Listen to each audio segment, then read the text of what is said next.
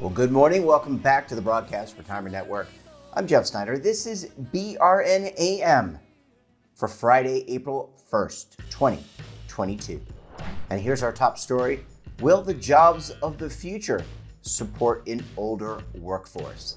Well, joining me now to discuss this and a lot more, Gal Wetstein is a senior research economist with the Boston College Center for Retirement Research. Gal, great to see you again. Thanks so much for joining us on the program this morning. Nice to be back. Let's talk about older workers. And I know you just finished a piece with your colleague who did a lot of research on this. It's a 6-page primer.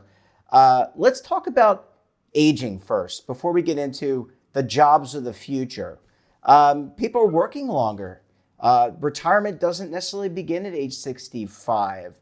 What does that mean in terms of the nature of our workforce going forward? Well, I think there's long been talk about this demographic transition where we have a very big baby boom generation. They are slowly retiring these days, but there's still a big generation. And so we have a fairly old workforce relative to past trends. There's going to be a bit of a fall in that maybe in terms of how old the workforce is as the baby boomers leave the workforce and until the millennials kind of take their place. But going forward, generally society is growing older. And so I think the overall trend is for an older and older workforce. And like you said, rising retirement ages just accentuate Yeah, I'm that. sorry, I didn't mean to cut you off. It's so difficult doing an interview using Zoom. I can't see the natural body language. My apologies for cutting you off. So my question for you is the U.S. an anomaly when you look at, and I know the study was around the U.S., but when you look around the globe, my sense is that there's aging populations everywhere. China, Japan, parts of Europe, right? I mean, this is consistent around the world. Yeah, the U.S. was a bit of an anomaly in how young we were for a while. I think our fertility rates were relatively high compared to most Western European countries. They're coming down, at least they were. I don't know how it's changed in the last year or two of the pandemic, but yeah, we've kind of been slowly converging to the rest of the Western world in terms of how low our fertility rates are and how correspondingly old our population is. Let's talk about some of these jobs in the future. Before we get into the overarching question of your study, which is will these future jobs support older workers like me? I'm eventually going to get there. But what are these older jobs like? I would envision a lot of technology, mobile devices. You know, I went to Whole Foods this morning. People are picking groceries based on orders that they have on their little device. So a lot of technology-based jobs and probably not a lot of manufacturing that's still across the globe, right? Yeah. There's other studies besides ours that kind of look at whether automation increases as the workforce gets older and find some evidence that that's the case.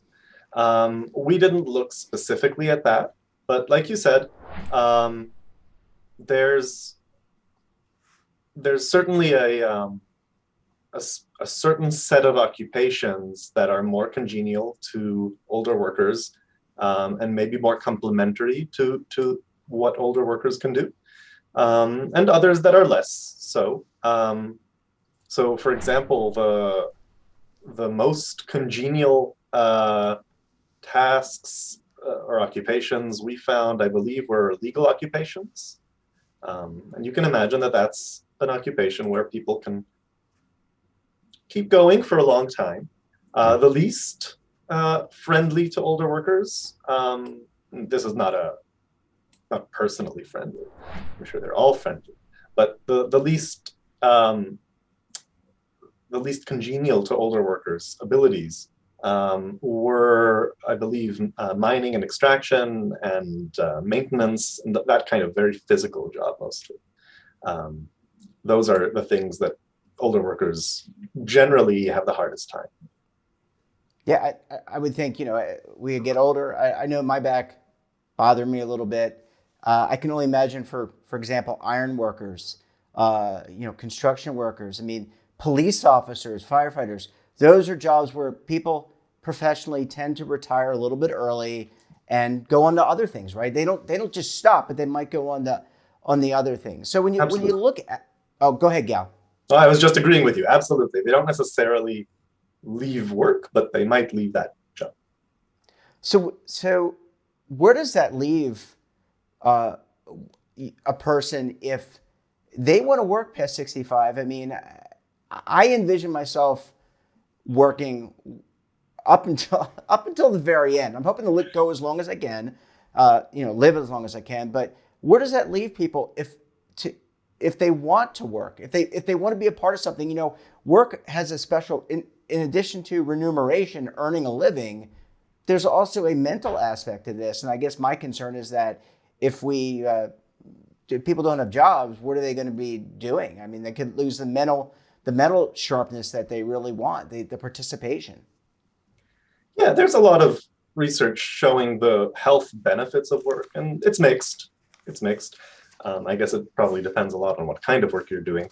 But we always recommend that people who can and want to work should keep working. It's the best thing they can do for their retirement security. What does it mean for people who are older and want to keep working? Well, that's part of what the study was trying to get at. Will they be able to find jobs that they can plausibly do? And I guess the answer was kind of optimistic. At least we didn't find any strong evidence that the future composition of jobs would be particularly bad for older workers. There was some initial analysis that we did that was a bit more pessimistic, I guess, where we looked at the jobs that older workers are doing now and found that those jobs are going to, at least the Bureau of Labor Statistics believes those jobs will kind of fade out or decline at least in another 10 years or so. But when we did a more careful analysis based on what jobs older workers could do rather than what jobs they are doing, that kind of analysis didn't really find any strongly significant results, which we interpreted as good news. Yeah. Well, Gal, I need to take a very quick break. When we come back, we'll talk more about the study and maybe what it means for employers out there. What should they be taking from this? You're going to want to stay tuned right here on BRN AM.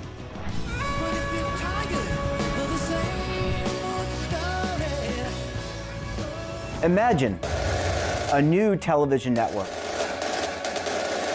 that will make you richer, healthier, and in control of your financial future.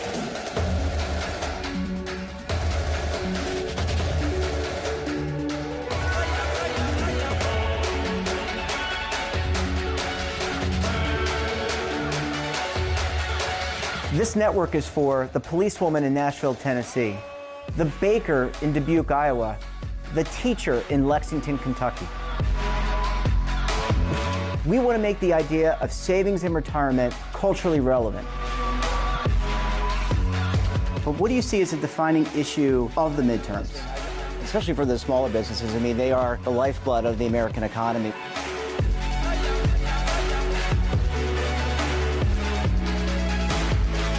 Featuring exclusive interviews, current affairs, and docuseries. 33 years old, you retired early. The philosophy is money only matters if it helps you live a life that you love. But you got to start thinking about retirement as soon as you get in. The Broadcast Retirement Network will drive very high engagement with premium partnerships. So this isn't retirement and savings for your parents or grandparents. This is for all Americans, and we're going to change the way you think about money.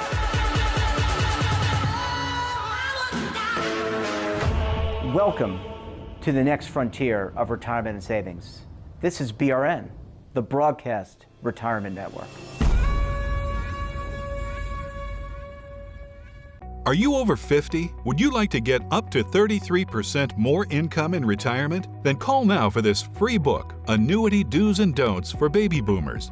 This free book reveals little-known secrets about annuity strategies that will help you make the right choices before buying an annuity. Call right now for your free book, and as a bonus, we'll also throw in a free annuity rate report, both absolutely free for calling Annuity General today. Call 800-504-8194. Welcome back. We're talking this morning to Gal Westing. He's a senior research economist for the Center for Retirement Research at good old Boston College. I threw in the good old, but it is good old Boston College. Gal, thanks so much for staying with us this morning.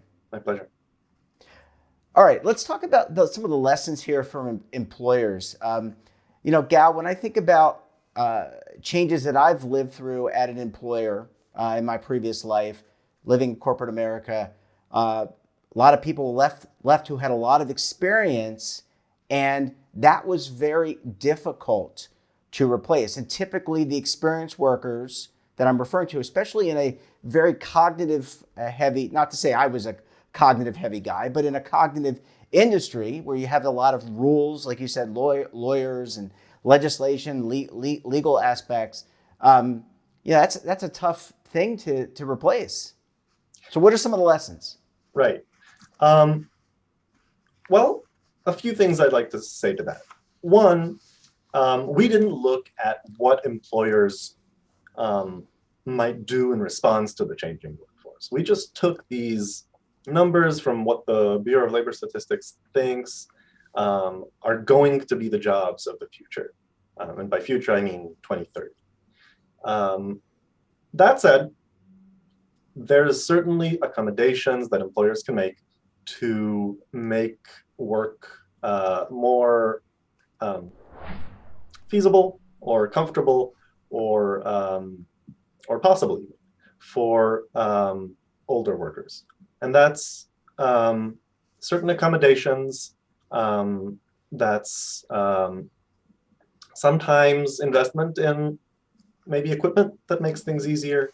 Like I said, there's a study by, I believe it's Asimoglu and Restrepo, and they look at places where people are older and find that more robots are adopted in those places. And that's things employers can do. The other thing is people can choose to do different jobs. So the mix of tasks, the mix of occupations that are on offer for someone looking for work, that can adjust based on what the kind of workers are. And when workers are older, we would expect that employers would adjust their strategies to accommodate that older workforce.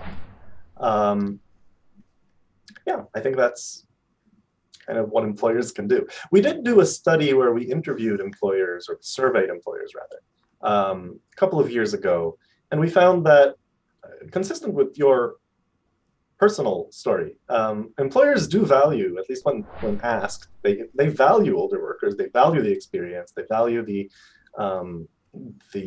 accumulated knowledge, and what they're most concerned about is costs, I guess specifically healthcare costs. Yep.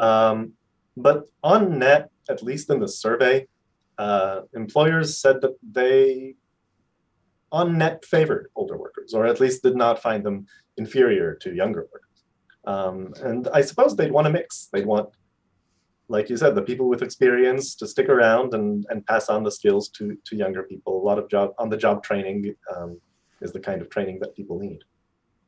What's the lesson, Gal, and thanks for that, what's the lesson for, I guess, middle-aged workers who are aging? Is the lesson keep sharpening your skills, go back to school, whether it's a 4-year college like BC or a 2-year school, get some accredited skill training? I mean, what are some of the takeaways if you're someone of my age range and mid to late 40s, kind of, eventually you're going to be there, right? And what can you do to prevent this? I mean, other than working out really hard so that you don't have the body breakdown, but what can you do?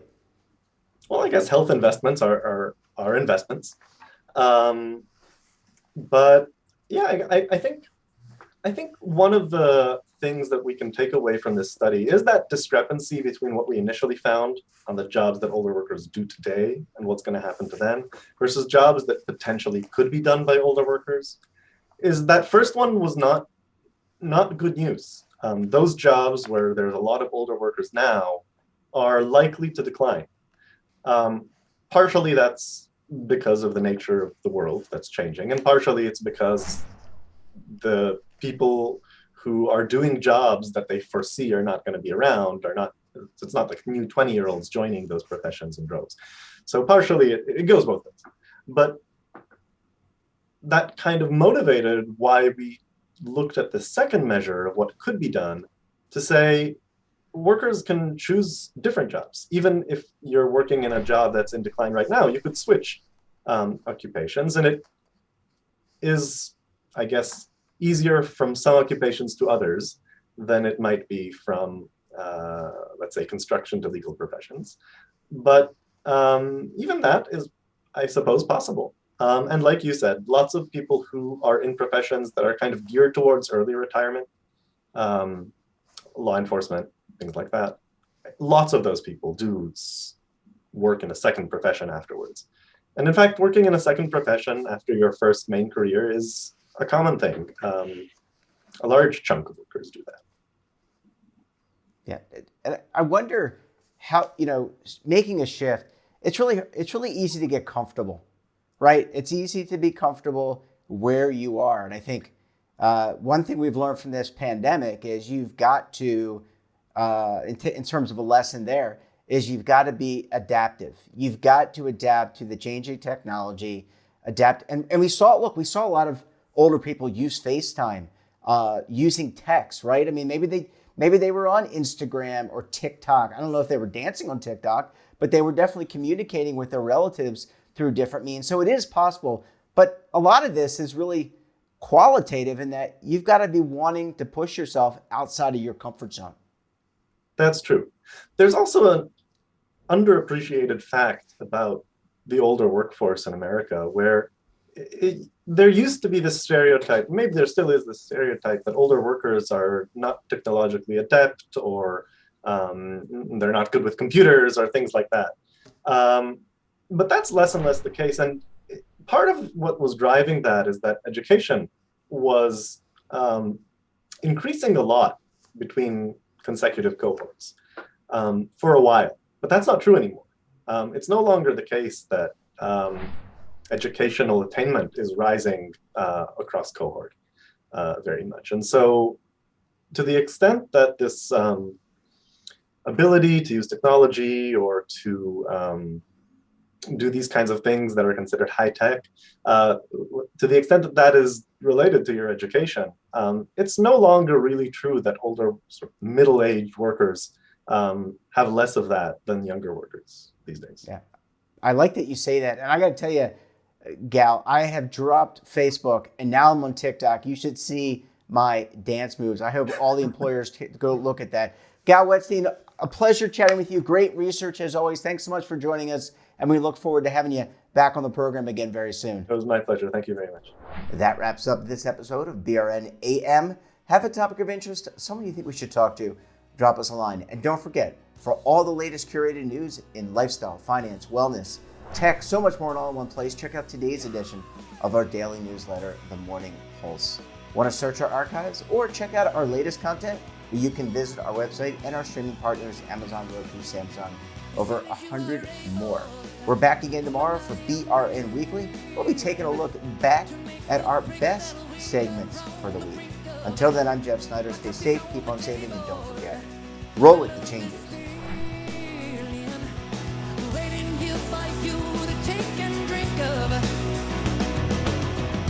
Even if you're tired of the same old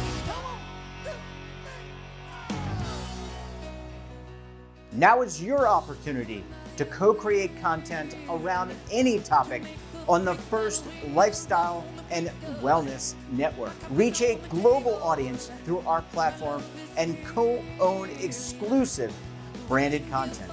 All of our programs are available on demand and also as audio-only podcasts, so you can take us on the go. Broadcast Retirement Network, available anytime, anywhere, and on any device. Are you being audited and do you owe the IRS $10,000 or more in back taxes? Is the IRS threatening to take more of your money? Don't fight the IRS alone. The Tax Doctor is here to help you negotiate your tax bill and reduce your stress. The IRS can freeze your assets and seize your bank accounts, but you can stop these IRS actions. The Tax Doctor will work with you using our years of experience to represent your case to help you get the best resolution under the IRS guidelines. Help is here to deal with the IRS to reduce your stress. We've handled thousands of cases, so we know what we're doing.